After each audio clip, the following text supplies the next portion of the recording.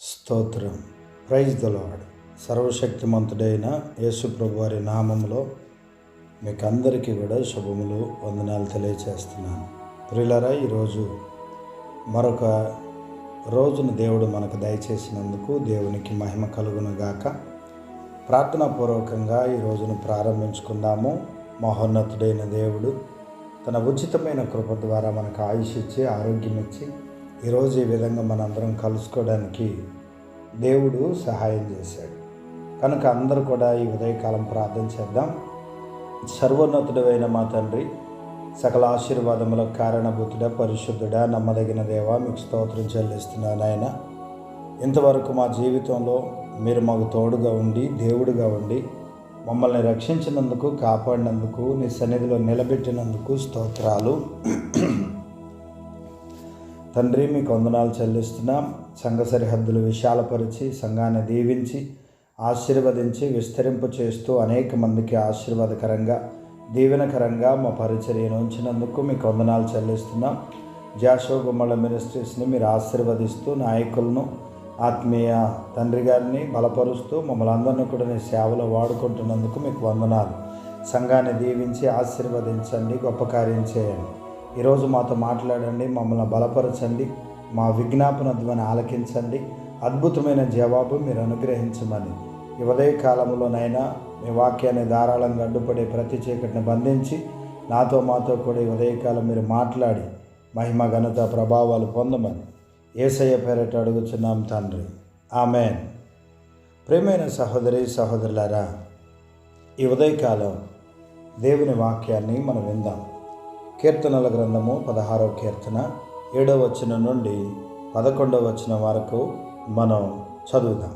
మనోహర స్థలములలో నాకు పాలు ప్రాప్తించెను, శ్రేష్టమైన స్వాస్థ్యము నాకు కలిగెను. మనోహరమైనటువంటి స్థలములలో నాకు పాలు ప్రాప్తించెను అని భక్తుడు అంటున్నాడు. మనోహరమైన స్థలము ఏంటి? మనోహరమైన స్థలము దేవుడు లోకంలో ఉన్నటువంటి మన అందరినీ కూడా ఆయన సన్నిధికి నడిపించాడు, ఉచితమైన కృప ఇచ్చాడు, ఆయన బాగు చేశాడు, జ్ఞానాన్ని ఇచ్చాడు, నూతనమైన జీవితాన్ని ప్రసాదించాడు, సన్నిధిలోనికి తీసుకొచ్చాడు, అక్కడ మనకు స్థానాన్ని అనుగ్రహించాడు, అక్కడ పాలు పంపులు పొందే కృపను దేవుడిచ్చాడు. కాబట్టి భక్తుడు అంటున్నాడు, మనోహరమైన స్థలములలో నాకు పాలు ప్రాప్తించను, శ్రేష్టమైన స్వాస్థ్యము నాకు కలిగెను. శ్రేష్టమైన స్వాస్థ్యము, ఈ భూమి మీద ఉన్నటువంటి స్వాస్థ్యము చాలా ఉంది.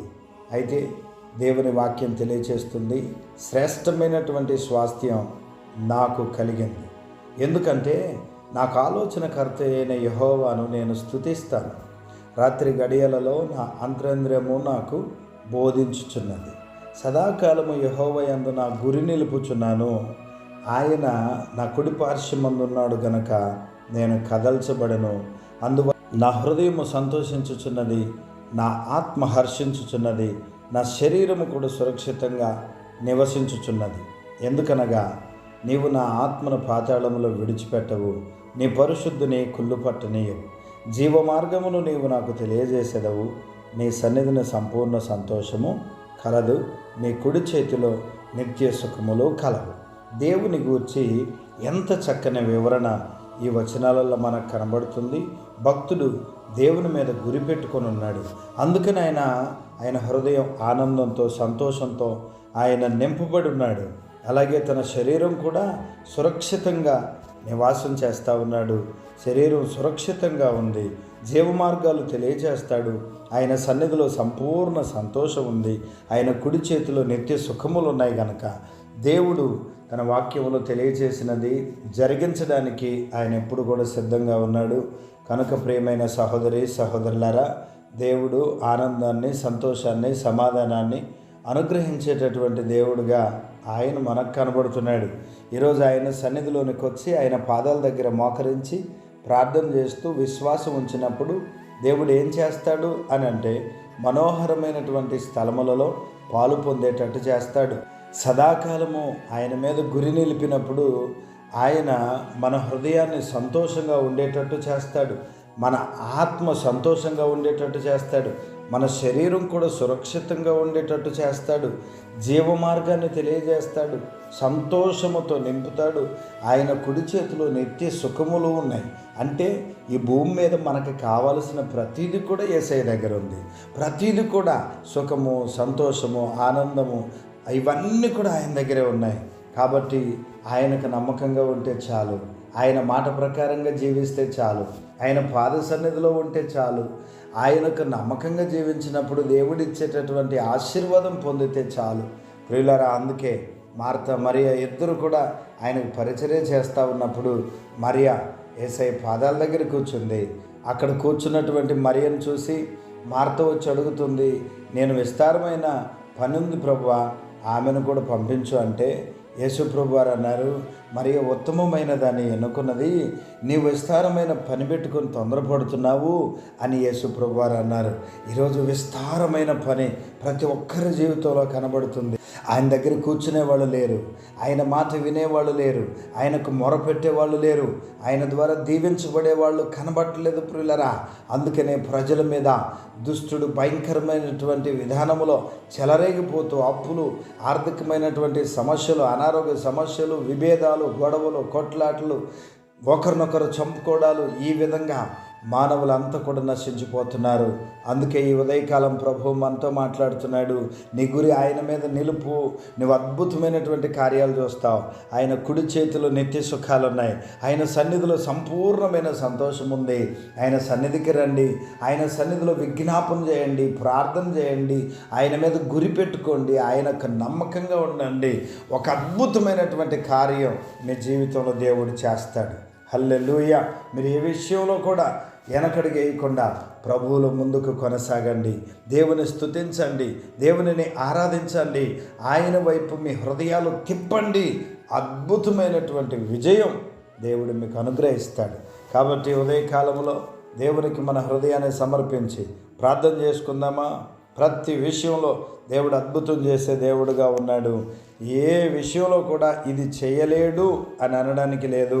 ఆయనకు నమ్మకంగా ఉన్నవారి పక్షాన నిలబడేటటువంటి దేవుడుగా మన దేవుడు ఉన్నాడు. అందరూ కూడా ప్రార్థన చేసుకోండి ప్రియులారా. ఏ ఒక్కరు మౌనంగా ఉండకండి. ఈ ఉదయకాలం దేవుడు మనకిచ్చాడు. ఈరోజంతా కూడా దేవుడు మనతో ఉండాలని ఆశపడుతున్నాడు. మనము దేవునితో ఉండాలని ఆశపడుతున్నాడు. మన విషయాలన్నింటిలో కూడా ఆయన కలుగు చేసుకోవాలని ఆశపడుతున్నాడు. ఆయన అభిషేకముతో మనం ముందుకు కదిలేటట్టుగా ఈ వర్తమానం వింటున్నటువంటి ప్రతి ఒక్కరు కూడా, ఇక్కడున్న ప్రతి ఒక్కరు కూడా దయచేసి ప్రార్థనలో ఉండండి. ప్రార్థన చేయండి. ప్రభువా మాకు సహాయం చేయి. దేవా, మా గురి నీ మీద పెట్టుకోవడానికి సహాయం చేయండి. మీ పాద సన్నిధిలో గడపడానికి సహాయం చేయండి. నీ సన్నిధిలో ఆనందం ఉంది, నీ సన్నిధిలో సంతోషం ఉంది, సంపూర్ణమైన సంతోషం ఉంది. నీ కుడి చేతిలో నిత్య సుఖములు ఉన్నాయి. తండ్రి, నీ చేతులెత్తి మమ్మలను ఆశీర్వదించండి, అద్భుతం చేయండి, పరిచర్యను దీవించండి. ప్రభువా, నీ కృపతో నింపమని ప్రార్థన చేస్తున్నాను. గొప్ప కార్యాలు జరిగించు నాయనా, అద్భుతాలు జరిగించు నాయనా. సంఘ సరిహద్దులు విశాలపరచండి ప్రభువా. సంఘాన్ని దీవించండి ప్రభువా. ప్రతి వ్యక్తిని మీరు దర్శించండి నాయన. చిన్నలు, పెద్దలు, వృద్ధులు అందరి మీద నీ అభిషేకము దిగివచ్చునుగాక. మా భారతదేశ ప్రజలందరినీ కూడా కాపాడండి ప్రభువా, రక్షించండి ప్రభువా. ప్రతి ఒక్కరితో మాట్లాడండి నాయన. ప్రతి సమస్యను తొలగించండి, గొడవలను తొలగించండి నాయన. ఒకరికొకరు అన్నదమ్ముల వలె కలిసిమెలిసి ఉండునట్లుగా సహాయం చేయండి. ఎక్కడెక్కడ జరుగుతున్న ప్రతి అల్లర్లు కూడా యేసు నామములో సద్దుమణిగిపోవునగాక. హాస్పిటల్స్లో ఉన్నటువంటి రోగులందరూ కూడా యేసు క్రీస్తు ప్రభువారి నామములో స్వస్థత పొందుదురుగాక. తండ్రి, సహాయం చేయండి, అద్భుతం చేయండి. మీలో విశ్వాసముతో ఎదుగుతున్నటువంటి బిడ్డలు ఇంకా ఆధ్యాత్మికంగా ఎదగడానికి మీరే సహాయం చేయమని ప్రార్థన చేస్తున్నాము. ఈ ఉదయకాలం ప్రభువా, ఇదిగో మందిర నిమిత్తం ప్రార్థిస్తున్నాం. మందిరం పనులన్నింటిలో కూడా తోడుగా ఉండండి ప్రభువా. క్రిస్మస్ నాటికి కంప్లీట్ అవ్వడానికి సహాయం చేయండి ప్రభువా. ఇంచుమించు 3 లక్షల రూపాయలు కావాలి. దేవా, సహాయం చేయండి, అద్భుతం చేయండి నాయన. కృప చూపించండి, ద్వారాలు తెరవండి, గొప్ప కార్యం చేయండి. ప్రతి విషయంలో కృప చూపిస్తూ నడిపిస్తున్నారు. అందును బట్టి మీకు వందనాలు చెల్లిస్తున్నాం. ఈరోజు వర్తమానం వింటున్న ప్రతి బిడ్డను కూడా దీవించి ఆశీర్వదించి అద్భుతం చేయమని ప్రార్థన చేస్తూ యేసుక్రీస్తు ప్రభువారి నామములో ప్రార్థించడుగుచున్నాము తండ్రి. ఆమేన్. ఆమేన్. గాడ్ బ్లెస్ యు అండి. దేవుడు మిమ్మలను అత్యద్భుతమైనటువంటి ఆశీర్వాదముతో ఈ రోజంతా కూడా నింపునుగాక. ఆమేన్.